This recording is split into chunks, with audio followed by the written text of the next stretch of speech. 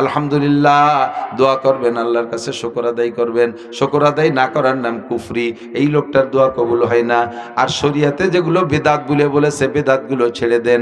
আজকে শবে বরাতে রাতভর কান্নাকাটি, দিনের বেলা হবে রোজা। কুমু লাইলাহা সুমু ইয়াওমাহা, রাত্রে জেগে ইবাদত, দিনের বেলা কান্নাকাটি, দিনের বেলা একটা রোজা। এই শবে বরাতে কোনো হালুয়া রুটি নাই, কোনো গোশ খাই নাই। এই দিনটা রাত গেলে যাবে কান্নাকাটিতে, দিন যাবে অনাশন ধর্মঘট, তার নাম রোজা। এই না খাওয়ার কান্নার ভিতর দিয়ে রাত কাটবে, দিন কাটবে। খাওয়ার একটা দিন আছে, খাওয়ার আছে 6টা দিন। 5টা দিন হলো 2 ঈদের 5 দিন আর মুহররম মাসের 10 তারিখ। নবী পাক বলেন মান ওয়াসালা আলাইহি ফিন নাফকাতে ইয়াউমা আশুরা ওয়াসাল্লাহু আলাইহি সাইরা সানাতিহি। মুহররম মাসের 10 তারিখে দিনের বেলা রোজা রাইখা আগের রাত অথবা পরের রাত্রে ফ্যামিলির সদস্যদেরকে নিয়ে ভালো খানা খাইলে আল্লাহ পাক আগামী 1 বছর রুজির বরকত বাড়াইয়া দেয়। পহেলা বৈশাখে ভান্তা ইলিশ খালি রুজির বরকত বাড়বে কোনো কিতাবে লেখে না। 14ই ফেব্রুয়ারিতে এই আকাম কুকাম করে বেড়াইলে তাতে কোনো ভাগ্যের পরিবর্তন হবে তা লেখে না। হ্যাঁ, ভাগ্যের পরিবর্তন হবে, ডিমোশন হবে।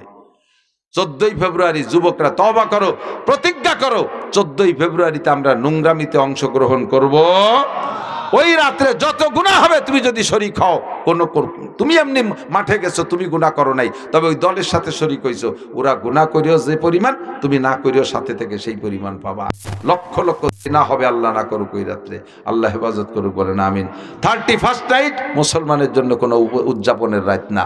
মুসলমানের উদযাপন পহেলা মুহররম, যদি কি বলে আরবি নববর্ষ যদি খুঁজতে হয়, তাহলে মুসলমানের বছর হলো আরবি বছর, নববর্ষের মুহররম মাস প্রথম মাস, সেই দিন উদযাপন করো। তাহলে 10 তারিখ, 1 তারিখও না। আমরা এই সমস্ত নোংরামির থেকে বেঁচে থাকব আর সব গুনাহ থেকে তওবা করব। যদি তওবা না করি তাহলে দোয়া করে কোনো ফায়দা নাই। গুনাহ থেকে তওবা করে তারপরে হতে হবে তো দোয়া। আল্লাহ পাক রব্বুল আলামিন আমাদের দোয়া কবুল করে, সবাই বলেন আমিন, সবাই বলেন আমিন। মাঠে শেষমেশ অনেক লোক আসছেন। মসজিদের উন্নয়ন কর্তৃপক্ষ, মাদ্রাসা আছে নাকি, মসজিদের জন্যই ওনারা চেয়েছে, ওনাদের কি কি কাজ বাকি আছে। আল্লাহর ঘর মসজিদ আছে, সমাজপতিরা সমাজ কিভাবে পরিচালনা করবা, অর্থনীতি কোরআনে আছে না নাই? অর্থনীতি কোরআনে আছে, রাজনীতিও কোরআনে আছে না নাই? আস্তে কয় দুঃখ লাগে, বড় কষ্ট লাগে। আমি রাজনীতি আজ করি, আমি কখনো রাজনীতি রস করি না, রাজনীতি রস করি না।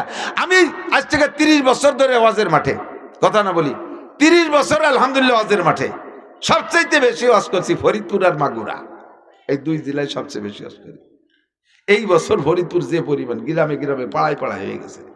এত ওয়াজ কনতে পাবো, কন দিই এটা দিয়ে ওটা দিয়ে জোড়াতালিতে মোটামুটি টাইম শেষ করে চলে যায়। এদিক আমার এই 30 বছরের ওয়াজের জিন্দেগিতে বহু নির্বাচন দেখছি। ইউনিয়ন নির্বাচনের সময় ইউনিয়নের মেম্বার চেয়ারম্যানরা প্রার্থী এসে আমাদের মাইক আমাদের হাত থেকে নিয়ে অনুরোধ করে নিক, আর যেভাবে নিক, বা 5,000 টাকা দিয়ে নিক, 10,000 টাকা দিয়ে নিক, নিয়ে তাদের রাজনীতির আলোচনা একটু প্যান্ডেলে করছে। আমরা বাধা দিইনি, আমাদের কাছে দোয়া চাইছে, নিজেরা ওয়াজ করে ভোট টোট চাইয়ে দোয়া চেয়ে চলে গেছে, দোয়াও করে দিছি। এমপি নির্বাচনের সময় সব এমপিরা আইসে স্টেজে দোয়া চাইছে, ভোট চাইছে, আমরা সুযোগ দিছি, দোয়া করছি।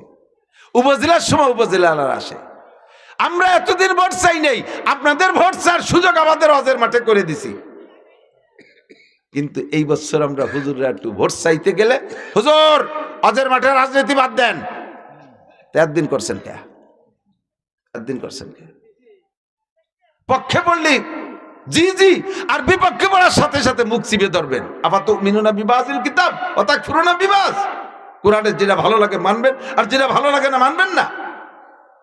এটা তো কোনো মুমিনের শান হতে পারে না, কতক্ষণ?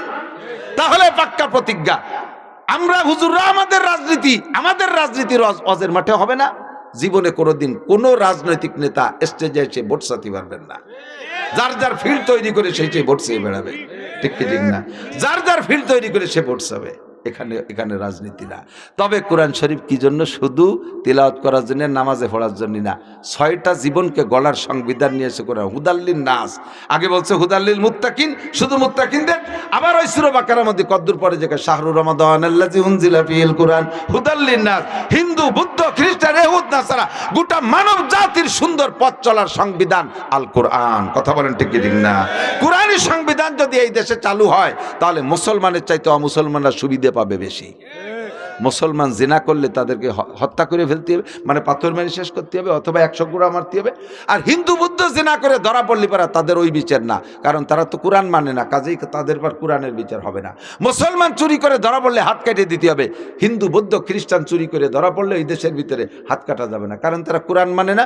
কোরআনের বিচার যদি হাত কাটা বিচার করে তারা জুলুম মনে করবে, তাদের অন্য বিচার করতে হবে, তাদের অন্য বিচার। তাহলে তারাই সুযোগ বেশি পাচ্ছে না, সুবিধা বেশি পাচ্ছে। আমাদের মসজিদ মাদ্রাসার নামও যেমন বরাদ্দ হবে রাষ্ট্রীয় মাল, তাদের মন্দিরের জন্য এরকম বরাদ্দ হবে। আমাদের ধর্মীয় উপাসনার জন্য যেমন ছুটি হবে, তাদের ধর্মীয় উৎসবের জন্য এরকম ছুটি হবে। তারাও যেমন, আমরাও যেমন পাবো, তারাও সেরকম পাবে। তাদের জান মাল ইবাদত সবকিছুর নিরাপত্তা মুসলমানের দায়িত্বে, সবকিছু কোরআন শরীফে আছে। তাহলে 6টা জীবন নিয়ে আসছে কোরআন। আমরা কিছু মানি, কিছু মানি। নামাজটা ভালো লাগে পড়ি, রোজাটা ভালো লাগে রাখি, হজ ভালো লাগে, কারণ হজ করে আসলে সবাই আলহাজ কয়, একটু খুশি খুশি ঠায় আলহাজ কয়, একটু আল হাজিতে আল লাগাই আইছে, একটু আলহাজ, এই আল হাজি একটু খুশি খুশি ঠায়। কুরবানি বড় 3-4টে গরু দিলে মানুষ গল্প করে, হ্যাঁ খুব দেশে। জাকাতের সময় কিছু কম্বল টম্বল দিলে জম্মের দিয়া দেশে।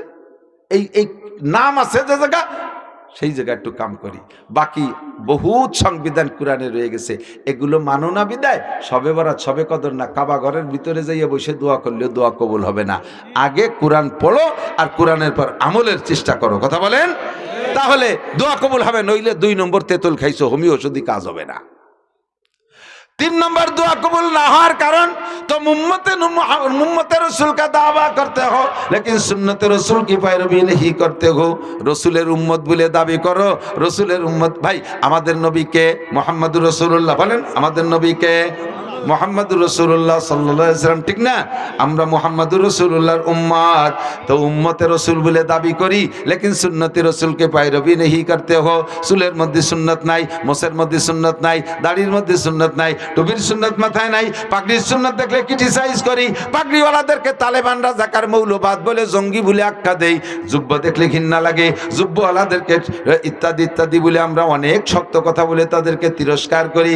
নিজের পোশাকের মধ্যে সুন্নাত নাই, দস্তারখানের সুন্নাত নাই, ঢিলাকুলুকের সুন্নাত নাই, মেসকের সুন্নাত নাই। আরে কোন জায়গা তোমার সুন্নাত নাই তো কো যাবা সুন্নতে আহমদ কো যা বা মোহাম্মদ কে বুয়াদ নিসবত তোরা, কলব মে সোজ नहीं, रूह में एहसास नहीं, कुछ भी पैगाम मोहम्मद का तुझे पास नहीं। তোমার কোন জায়গা সুন্নাত নাই, আবার তুমি এই সব বিপদে পড়ে সবে বরাতে হুজুরের মাধ্যমে বানিজি মুনাজাত করতে আল্লাহর রাসূল তোমার সম্পর্কে বদদুয়া করে, কয় আল্লাহ ওর দোয়া কবুল করবা না, ও আমার সুন্নতরে জবাই করছে, আমার সুন্নতরে জবাই করছে, প্রত্যেক সপ্তাহে 2 বার জবাই করে, ও আমার কোন সুন্নতকে মানে না, সুন্নতরে ক্রিটিসাইজ করে, সুন্নতওয়ালাকে দেখলে ঠাট্টা আর উপহাস করে, ওর দোয়া কবুল করা হবে না। নবী তোমার সাথে বিরোধিতা করে, এই জন্য 3 নম্বর তেতুল হলো তো উম্মতে রাসূল কা দাওয়া করতে হো, লেকিন সুন্নতে রাসূল কি पैरवी नहीं करते हो। উম্মত বলে দাবি করো কিন্তু সুন্নতের অনুসরণ করো না, তোমার মতো বাটপাড়ের দোয়া কবুল করা হবে না। যা পাচ্ছ গতানুগতিক, ওরকম হিন্দু বুদ্ধ খ্রিস্টানও পাচ্ছে, তারাও কম না, খাইয়ে দেবে শুয়ে আছে, তারাই আরো বেশি ভালো আছে। এটা দিয়ে তুমি ধোকায় পড়ো না যে তাহলে বেঈমানরা তারও বেশি সুখী আছে, আমরা ইমানদারই তো মার খেয়ে গেছি। তার মধ্যে এবার সুন্নতের পর আমল না করার দোয়া কবুল হয় না, তার চাইতে তো কাফের হয়ে যা ভালো, সেটা তোমার ব্যাপার। হমান সাফাল্লিউমিন ওমান সাফাল্লিয়াকফুর, অন্ধকার কেটে গেলে সেদিন প্রমাণ হবে ঘোড়ার পিঠে বসা না গাদার পিঠে বসা। এখন কিছু কব না, ঠেকটা এখন করব না। 4 নম্বর তেতুল হলো तुम शैतान को लानत करते हो लेकिन शैतानी काम खुद करते हो। ইব্রাহিম ইবনে আদম বলেন দোয়া কবুল হওয়ার না হওয়ার কারণ আজকে রাত্রে 5 তেতুলি থেকে তওবা করে দোয়া করব, ইনশাআল্লাহ কবুল হবে। কি কি 4 নম্বর খান হলো তোমরা শয়তানরে গালি দাও অথচ শয়তানি কামটা নিজেই করো। যে কোনো অন্যায় করে গুনাহ করে ধরা পড়লি দোষ দেয় শয়তানের, আমি কি এই কাজ করা, মানে এই শয়তান আমারে করাইছে, শয়তানকে দাঁত ফেলাই দেবানি, ওদের তুই নিজেই করলি। তুই মদ খালি কে, কয় শয়তানে খাইছে, শয়তান কয় যে তুই নিজেই কিনে আনলি, আমারে দেখছিস ও জায়গা তুই। তুই জিনা করলি, ভাই আমি কি জিনা করা, মানে শয়তানে করাইছে, শয়তান কয় যে ফোন টোন দি তুই করে যোগাযোগ করলি, আমার কোন সময় দেখছিস নাকি, দোষ দি শয়তানের। যে লোকটা গুনাহ করে শয়তানের গাড়ে দোষ চাপায় দেয়, ও নিজেকে দোষী মনে করে না, আর নিজেকে দোষী মনে না করলে তওবাও করে না, আর তওবা না করলে দোয়া কবুল হবে না। তওবা আজকে যদি দোয়া কবুল করাইতে হয় এর থেকে তওবা করতে হবে। আমি দোষী, শয়তানরে দোষ দেওয়া যাবে না, আমি নিজেই শয়তানি করতেছি, শয়তানের আবার কি দোষ, কতক্ষণ আমাকে যদি আমি ভালো করার ইচ্ছা করি তাহলে ভালো করা সম্ভব। যুবকরা নিয়ত করো, যুবকরা নিয়ত করো, আর মদ গাঁজা এবা হিরোইন খাবো না। তাহলে তোমার এই পাক্কা প্রতিজ্ঞা, এটাই তোমার তওবা। আস্তাগফিরুল্লাহ পড়া জরুরি না, মনের সিদ্ধান্ত চেঞ্জ করার নাম তওবা। 4 5 নম্বর, तुम दूसरे के आइब ढूंढते हो दुआ कबूल ना होने कारण। तुम दूसरे के आइब ढूंढते हो और अपने आइब की तरफ नजर नहीं करते हो। एनी मैन एवरीबॉडी, प्रत्येकटा मानुषेर स्वभाव।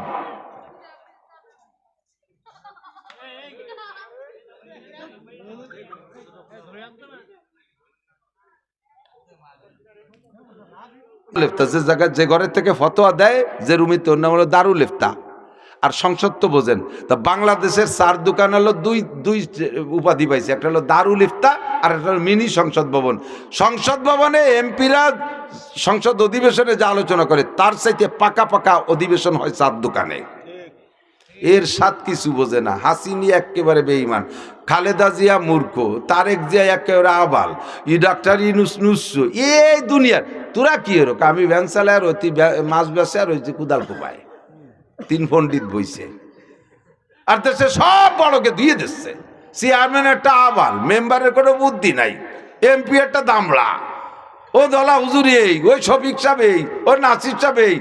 তুমি কি এরকম নামাজ পড়িস? পড়ি রে, তাই কি দিন নামাজ পড়ি?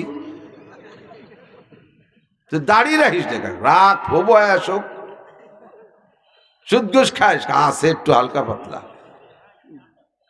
সারা গা ময়লায় জড়ানো, অথচ আর একজনের দোষ দেরি বেড়ায়। আছে না? নিজের দোষের দিকে তাকায় না। হামাকাস রাখলে খোদ বা কামাল নমায়াত ও ফারজান্দে খোদ বা জামাল। শেখ সাদি বলেন, প্রত্যেকটা মানুষের স্বভাব নিজের জ্ঞানকে পরিপূর্ণ মনে হয়, নিজের অবস্থাকে পরিচ্ছন্ন মনে হয়, আর অন্যগুলোকে সব দোষী মনে হয়। আর আরেকটা হলো নিজের সন্তানকে খুব ভালো দেখা যায়, আর একজনেরটা যত সুন্দর হোক অবাল দেখা যায় না। একেবারে ফুটফুটে চাঁদের মতো একটা ছেলে, কোনো জায়গা ত্রুটি ধরার মতো না। হালকা কানের এখানে একটু বেঁকা, ভালো, তাও খুব গভীর নজরে না তাকালে টের পাওয়া যায় না। আর ওনারটা চায় দক্ষিণ দিক, চায় উত্তর দিক, ঠ্যাং এই ওলঙ্গের মতো কুড়া, ঠোঁট ফাটা, দাঁতের উপর দিয়ে নাকেতে ময়লা বেরোইয়ে পেটের মধ্যে বেরিয়ে যাচ্ছে, মাথা সাইকেলের সিটির মতো 3 কোনা, গলা শূন্য, ভাষায় গোস্ত নাই, পেটের ডোলকের মতো। সেই ময়লা শিয়েনের মধ্যে এসে চুমো দেব, উনি হয় সোনা লক্ষ্মী। আর ওই ছেলেটার কথা কই যে এমন সুন্দর ছেলেটা দেখতে কেমন দেখা যায়, কান কি রুম, অথচ তার সব জায়গা ভালো, কানটা একটু বুড়ার, ওনারটা দেখছে কোন জায়গা টুকিয়েছে। যদি এই স্বভাব মানুষের না হইতো, বা সব প্রত্যেকটা প্রাণীর আল্লাহ এই স্বভাব না দিত, তাহলে ছাগল তার কালা কালা বাচ্চা কালা ধে পাড়ায় মারি ফেলাই দিত। আল্লাহ তাআলা এটা যোগ্যতা দিয়ে দিয়েছে, যার পেটে যেটা দেবে তার কাছে সেটা ভালো লাগবে। কিন্তু আমার জ্ঞানী পরিপূর্ণ এই বুদ্ধিটা ভালো না, যেটা ইবলিসের স্বভাব।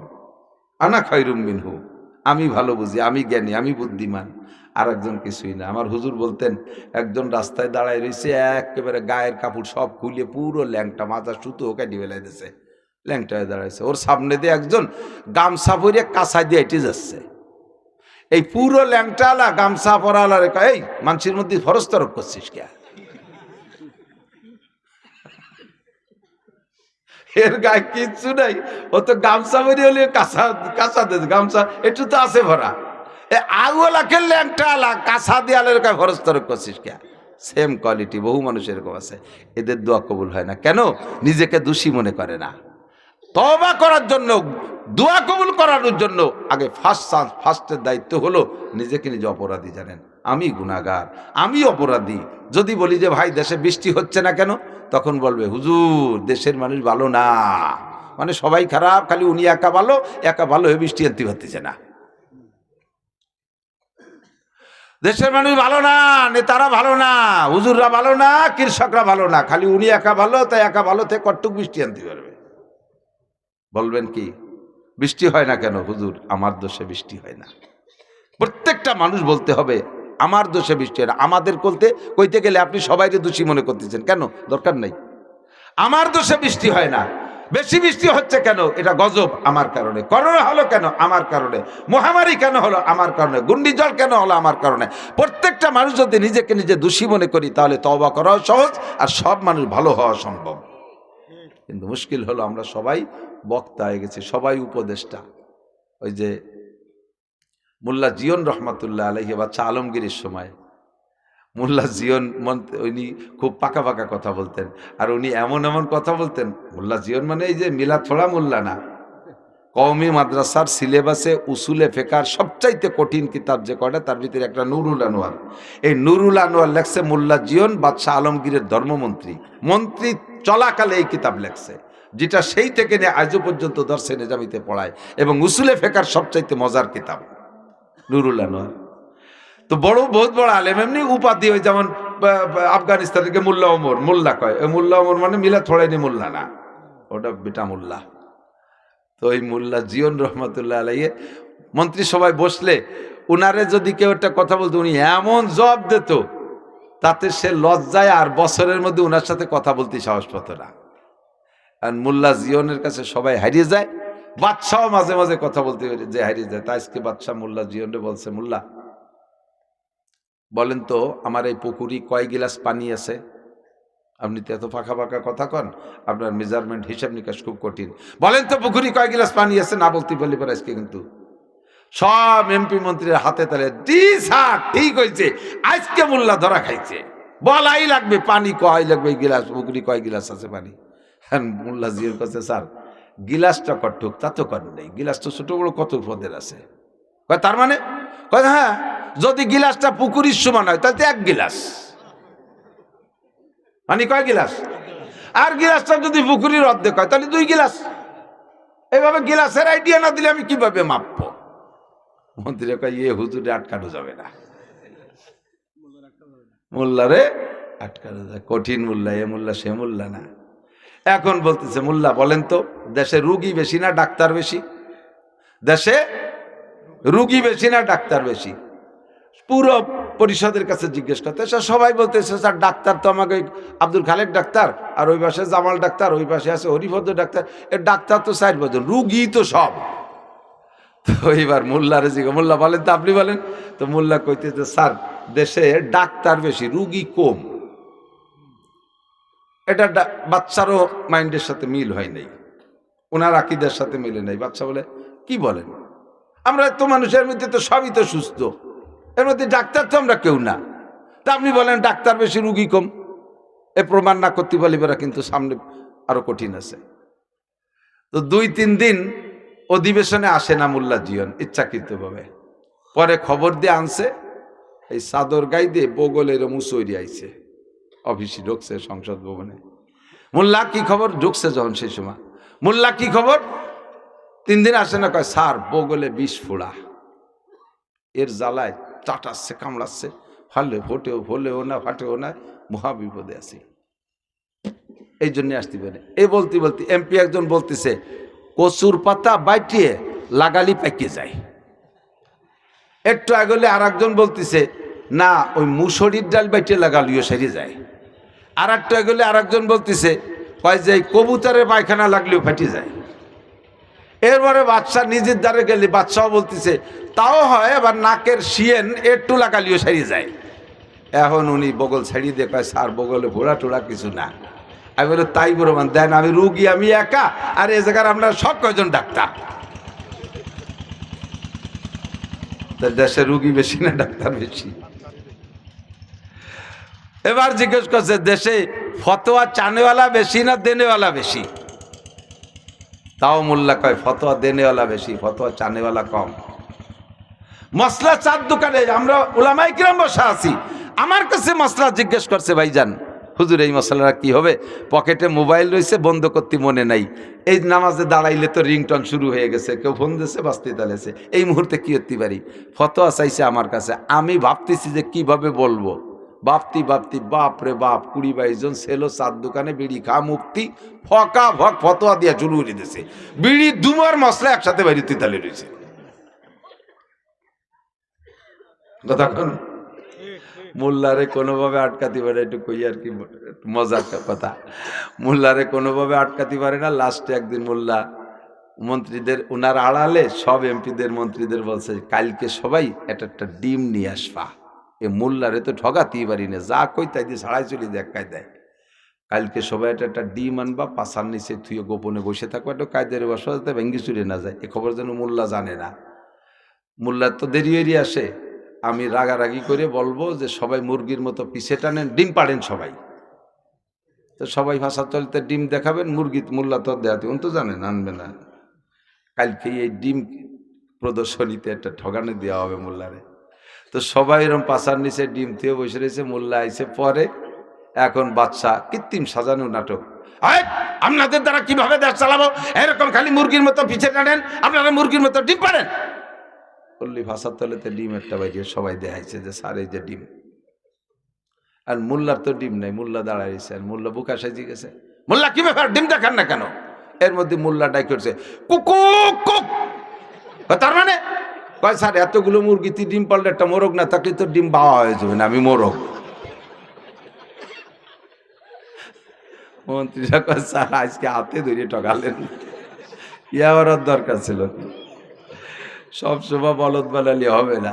আল্লাহ যদি কোনো এরম যোগ্য হাক্কানি রব্বানি আলেম বহুত কিচ্ছা আছে, সেগুলো আর দরকার নেই। আজকে রাত্রে আমরা নিজের দিকে তাকাবো, মোল্লার দিকে তাকাবো না। মসজিদের হুজুর খারাপ, এমপি সাহেব খারাপ, চেয়ারম্যান সাহেব খারাপ, শিল্পপতি সাহেব খারাপ, ও খারাপ সে খারাপ, কেউ খারাপ না, সবাই ভালো, আমি খারাপ। নিজেকে নিজে খারাপ জানিয়ে গভীর রাত্রে আল্লাহর কাছে আজকে দোয়া করবো। রাজি আছি না? দোয়া করা যাবে? পাঁচখানতে তো মনে আছে, আল্লাহকে মানি তো হক আদায় হবে কার? কিছু চাইতে হলে কার কাছে? কোনো নেতার কাছে। কোনো নেতার পিছনে স্লোগান দিতে যে যদি বলেন অমুক ভাইকে দিলে ভোট শান্তি পাবে দেশের লোক, আপনি পাক্কা মুশরিক, আপনি পাক্কা মুশরিক। কোনো পীরের কাছে মান্যত করে যদি আপনি ছেলে সন্তান বা অর্থ সম্পদ কামনা করেন, আপনি পাক্কা মুশরিক। বট গাছ, তাল গাছ, বেল গাছ, মান্দার গাছ, বিভিন্ন জায়গায় মুসলমানরা যে সে জায়গা ফুল দেয়, এগুলো সব শিরিক। শিরিক থেকে বাঁচেন। ওয়ালা তুশরিক বিল্লাহ ইন্নাশ শিরকা লাযুলমুন আযীম। আল্লাহর দেয়া নিয়ামত ব্যবহার করে শুকর আদায় করব। শুকর আদায় না করার নাম কুফর। ভালো খানা দানা, ভালো পোশাক করে বলবো আলহামদুলিল্লাহ। নতুন পোশাক পরে দোয়া আছেন আলহামদুলিল্লাহিল্লাযী কাসানি মা ওয়ারিয়া বিহি সাওয়াতি ওয়া তাজাম্মালু ফি হায়াতি। এই দোয়া পড়বেন, শুকর আদায় হলো পর নতুন পোশাকের। খানা খেয়ে আলহামদুলিল্লাহ, পানি খেয়ে সাকাহুম রাব্বুকুম শারাবান তাহুরা। কে গুনাহ বোঝেন, গুনাহকে যদি গুনাহ মনে করেন তাহলে তওবা করা সম্ভব। আর যদি গুনাহ আপনার অভ্যাসে খেয়াল করে না, গুনাহ যদি আপনার অভ্যাসে পরিণত হয়ে যায়, গুনাহ যদি আপনার অভ্যাসে পরিণত হয়ে যায়, তখন গুনারে গুনাহ মনে হয় না, তখন আপনি সেই গুনাহ থেকে তওবা করতে পারবেন না। রেগুলার টেলিভিশনে নোংরা ছবি দেখতে দেখতে অভ্যাসে পরিণত হয়ে গেছে, এখন এই টেলিভিশন দেখারে গুনাহ মনে হয় না। ফেসবুক ইউটিউবে ল্যাংটা ছবি দেখতে দেখতে অভ্যাসে পরিণত হয়ে গেছে। এরা যাদের অভ্যাস হয়ে গেছে, মসজিদের মধ্যে মোবাইল অন করে বসে আর সেগুলো দেখা শুরু হয়ে যায়, এই লোকটাই গুনারে গুনাহ মনে করে না।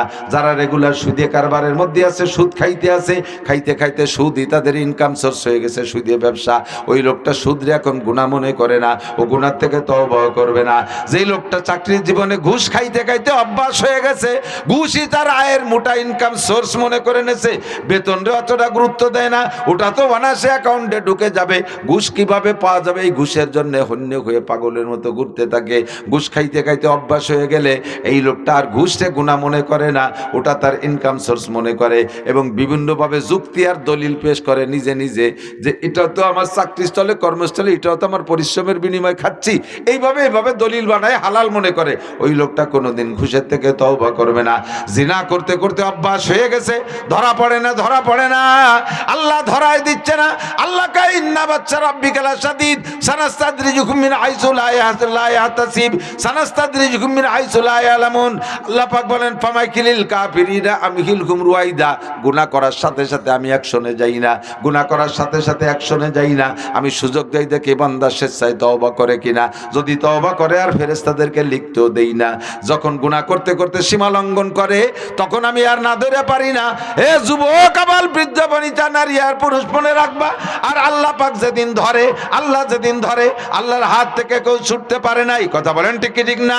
সানাস্তাদরিজুকুম মিন হাইসু লা ইয়ালামুন। কোন দিক দিয়ে কারে ধরবে তুমি জানো না। কেউরে চোখের মধ্যে চোখের পাওয়ার কেড়ে নেবে, এভাবে ধরবে, কের ব্রেন স্ট্রোকের মাধ্যমে ধরবে, কের হার্ট স্ট্রোকের মাধ্যমে ধরবে, কের বাল্ব খারাপ করে দিয়ে ধরবে, কের কিডনি ড্যামেজ করে দিয়ে ধরবে, কের পাকস্থলিতে পচন ধরাই দেবে, কের ব্লাড ক্যান্সার দিয়ে দেবে, কের প্যারালাইসিস করে অঙ্গ এক একটা অঙ্গ হানি করে ফেলায় রাখবে। কোন দিক দিয়ে কারে ধরবে কেউ জানো না, এটা আল্লাহ পাকই জানে।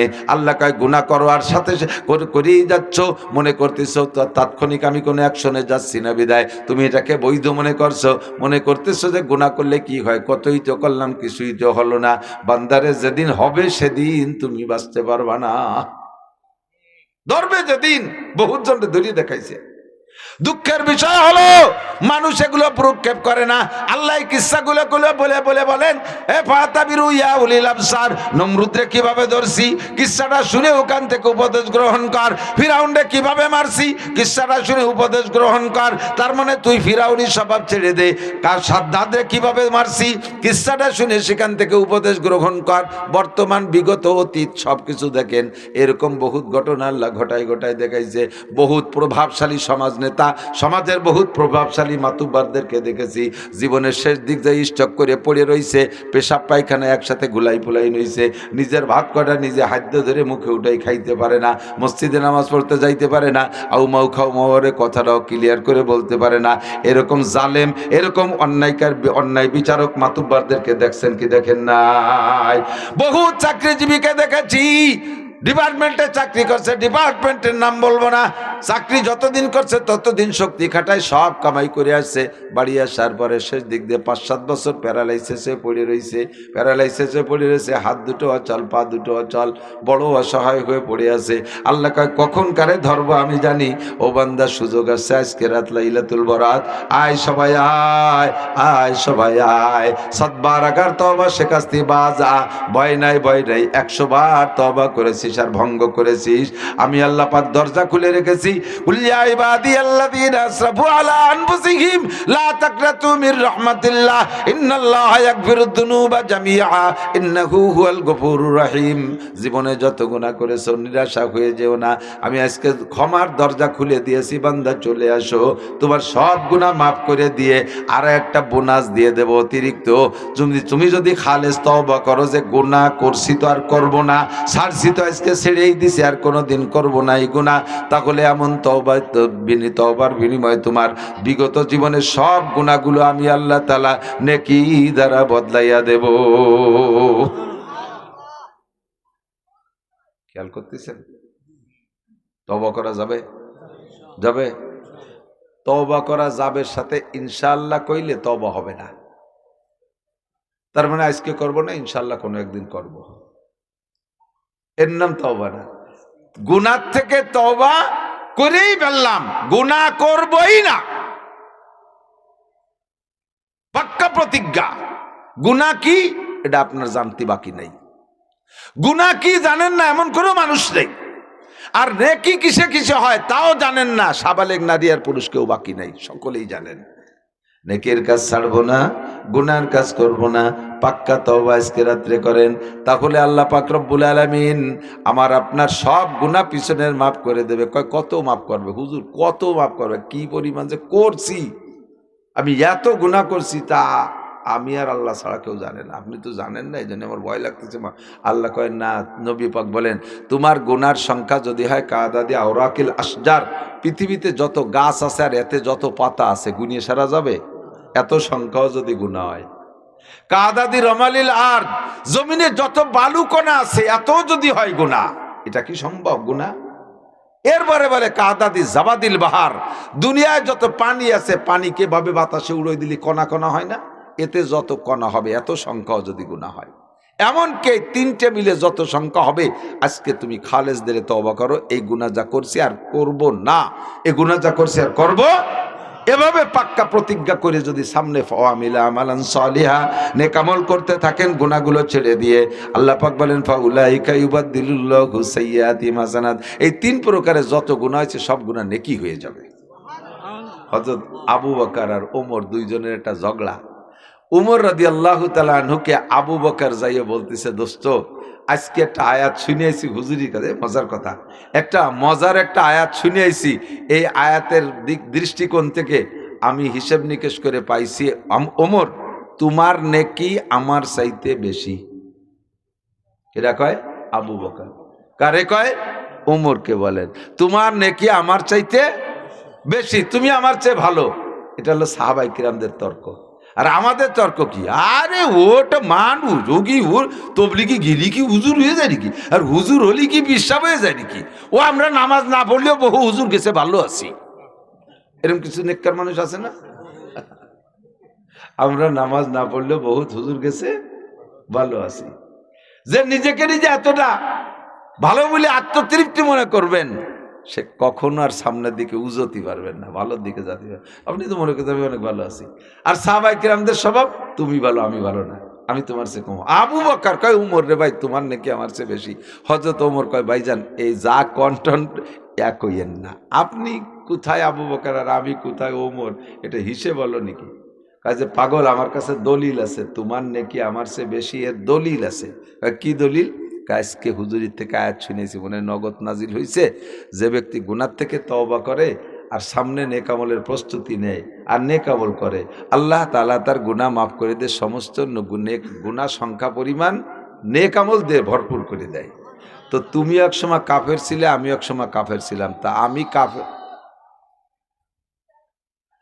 আমি কাফের থাকা অবস্থায়, আমিও কাফের ছিলাম তুমিও কাফের ছিলে, তা আমি কাফের থাকা অবস্থায় অত আকাম করি নেই তুমি যত আকাম করছো। তুমি নবীকে মারতেও গেছো, নবীর কল্লা আনতে গেছো, আর আমি এই আকাম করে দিই। তবে কাফের ছিলাম, মূর্তি টুর্তি পূজা টুজা করছি। তা কাফের থাকাকালে আমি যে পরিমাণ আকাম করছি তার চেয়ে তুমি অনেক গুণ বেশি করছো, আর তওবা করার সাথে সাথে তোমার চেয়ে বেশি গুনাহগুলো 100টা বেশি নেকি হয়ে গেছে। সেই দিক দিয়ে তুমি কতখানি একা হয়েছো?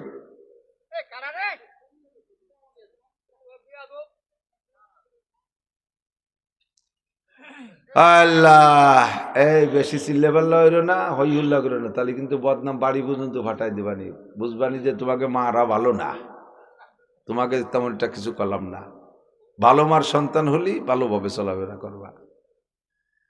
তো হযরত ওমর হাসিয়ে দিছে, কয় ভাইজান আল্লাহ যেহেতু কোরআনে কইছে, ওর সাথে তো আর আমার ঝগড়া নাই, যে গুনাহ সব নেকি দ্বারা পাল্টায় দেয়, এটা আল্লাহর ওয়াদা, সেই হিসেবে পাল্টে যেতে পারে। যাজ্ঞ আমি অনেক ঝগড়া করতে যাচ্ছি না, আমার কাছে দলিল পর্চা নাই, আপনি তো দলিল দিয়েই বললেন। তা আমার তো এই গুনাহ পাল্টে পুল্টে যা নেকি হয়েছে, মেলা হয়েছে, আপনি দেখতেছেন। আর যত পরবর্তীতে যত নেকামল করে যা ইনকাম করছি, সব মিলিয়ে যা হয়েছে সব আপনারে দিয়ে দেব, আপনার এক রাত্রির নেকি আমারে দেবেন, পাল্টাবেন নাকি কন? আপনি তো দলিল দিয়েছেন, সত্যি ঠিকই আছে, আমার গুনাহ সব পাল্টে নেকি হয়েছে। এরপরে নামাজ কালাম তার কম পড়ি না, আলহামদুলিল্লাহ, যা পড়ছি সব আপনারে দিয়ে দেবো, এক রাত্রির নেকি দেবেন, আপনি আমার নাকি বেশি দেখতেছেন। হযরত আবু বকর কয় রাত কোনটা কও? রাতটা হলো যে রাত্রে আপনি বিশ্বনবী মুহাম্মদ রাসূলুল্লাহ সাল্লাল্লাহু আলাইহি ওয়াসাল্লামকে নিয়ে কাফেরদের বেষ্টনী ভেদ করে মক্কা থেকে মদিনার দিকে হিজরত করে গারে সওর পর্যন্ত গিয়েছিলেন। ওই রাতটা বড় ইম্পর্টেন্ট রাত। রাতের বাকি অংশ এক রাত, পরপর 3টে রাত ওখানে ছিলেন। ওই 3 রাতের যে কোনো এক রাত, হয় যে রাত বেরোলেন সে রাত, অথবা যে রাত্রে আপনাকে সাপে দংশন করেছিল, আপনি নবী পাককে, নবীর মাথা আপনার রানের পর ছিল, আপনি গুহার ভিতরে ছিদ্রে পা দিয়ে আটকায় রাখছিলেন, আর সেই ছিদ্র দিয়ে আপনার পায়ে সাপে দংশন করলো, আপনি পা নাড়াচাড়া দিয়েছিলেন না, সবুজ হয়ে গেলেন, চোখের পানি পড়ছে হুজুরের চেহারায়, হুজুর উঠে সজাগ হয়েছে, মনে হচ্ছে আমার আবু বকর রে কেউ তীর মারছে, চোখের পানি আর রক্ত তো গরম, পড়ার সাথে সাথে হুজুর সজাগ হয়ে যে না, তীর তরবারি কেউ মারে নাই, কিন্তু চোখ দিয়ে পানি, হামা বা লুকাইয়া আবা বকরিন, কথা কয় না। হুজুর যখন উঠছে, আবু বকর অনাসে হেলে পড়ে গেছে, পড়ার সাথে সাথে পাও সরে গেছে, আর গর্তের মধ্যে দিয়ে সাপ আসছে। হুজুর দেখে যে পায়ের তলায় সাপের কামড়ের দাগ, হুজুর বুঝিয়ে ফেলাইছে। তা আবু বকর তো এখন কথা বলতে পারতেছে না, তখন জিহ্বা থেকে একটু লালা সেই জায়গা